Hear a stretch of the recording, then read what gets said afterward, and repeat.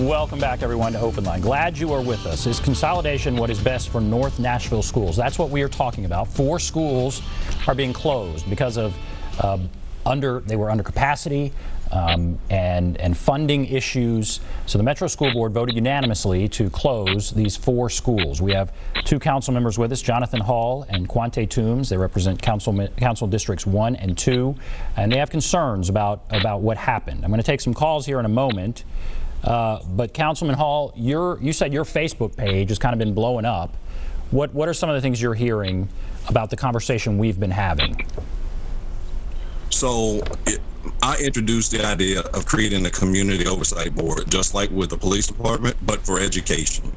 The one difference it would be that it would be absolutely free, wouldn't cost the city a penny, because as you've seen how we've been operating with the Blue Ribbon Committee, it would be something similar to that. Unfortunately, once a year we get it locked into these conversations about the budget and the issues that are taking place around it. But in terms of the schools, we definitely need to have the school board, the city council, the current administration or any administration, some state representation, all in the room on a consistent basis throughout the year having a conversation rather than once a year. I give you a great example. We've had multiple community meetings where you've had school board members, council members, and state reps all in the room at the same time. And everybody learned something from the other one about what it is they're having to do and go through. And so you need that conversation to be a continuous one because, for example, the better the city does, the less the state puts in. So when it looks like the city council is underfunding, it's not us reducing what we give because we're charter mandated to give the same or more. But the state reduces how much it gives in that scenario. And so you have things like that are constantly coming up.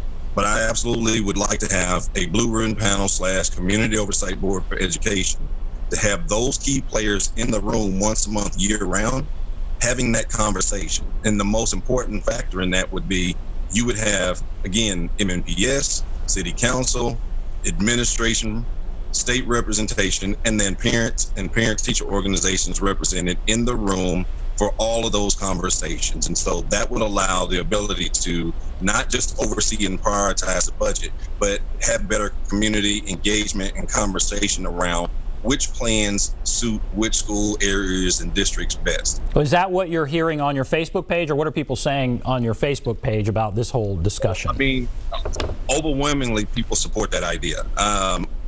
Given there's some pushback from MNPS employees who feel like a well put together school board would serve that purpose.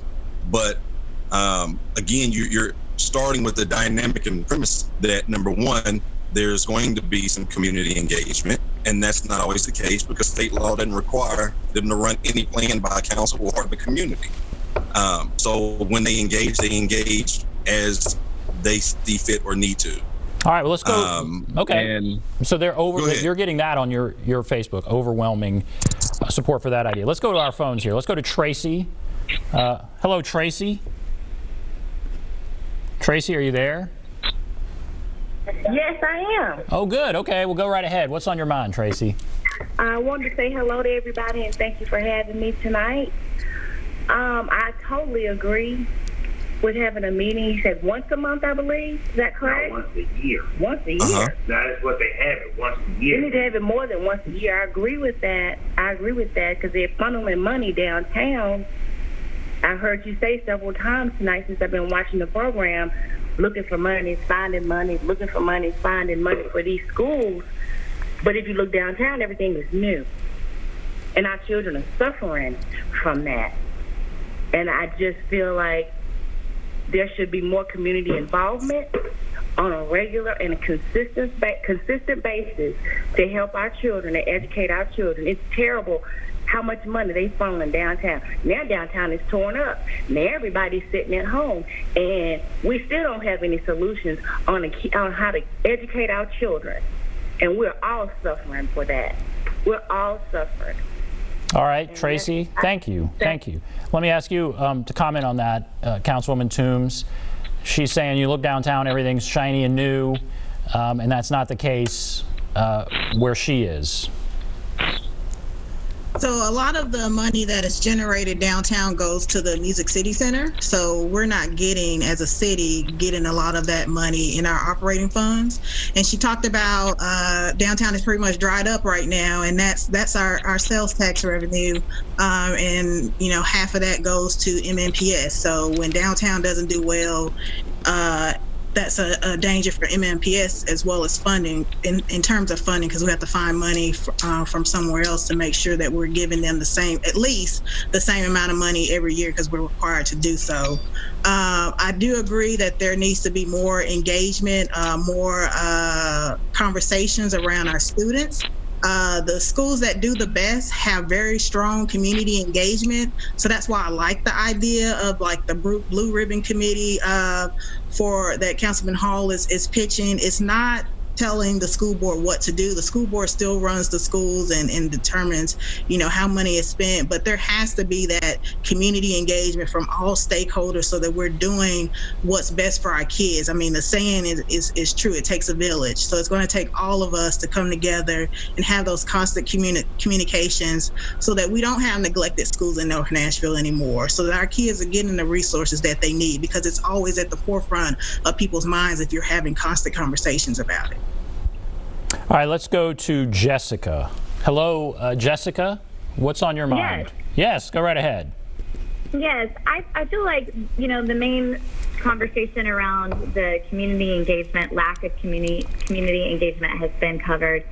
For sure, that's a frustration.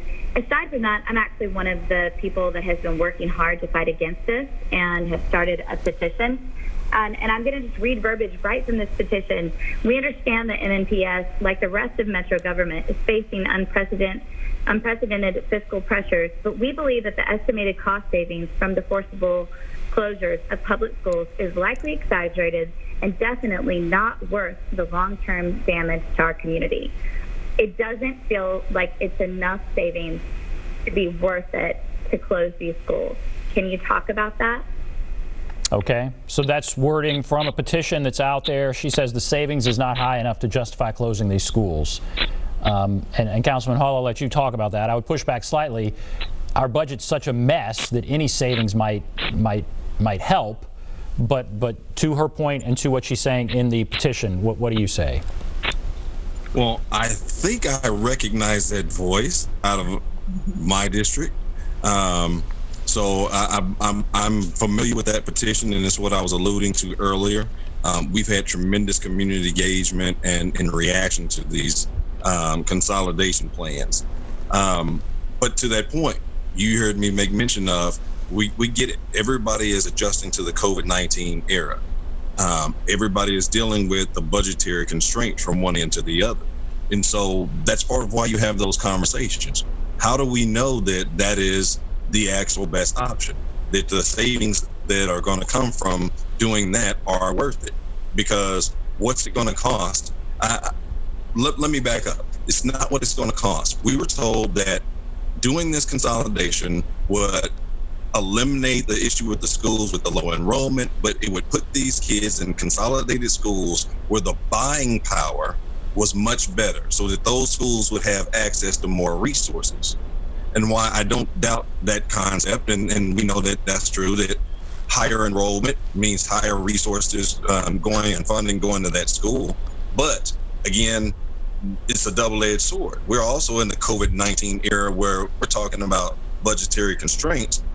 Is it the right time to be consolidating schools and trying to create much higher capacity environments? We don't even know if school's starting in August or not on time.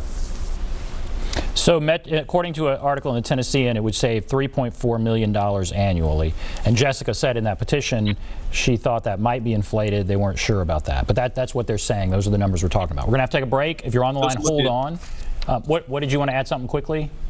Well, I'll say just look at the investment that's already gone into a school like a Jolton Middle. Several $1 million went into renovating school just a short time ago. Mm-hmm. Right. And now it's going to be sitting empty. Yes. All right, we'll take a break. If you're on the line, hold on. Be back right after this.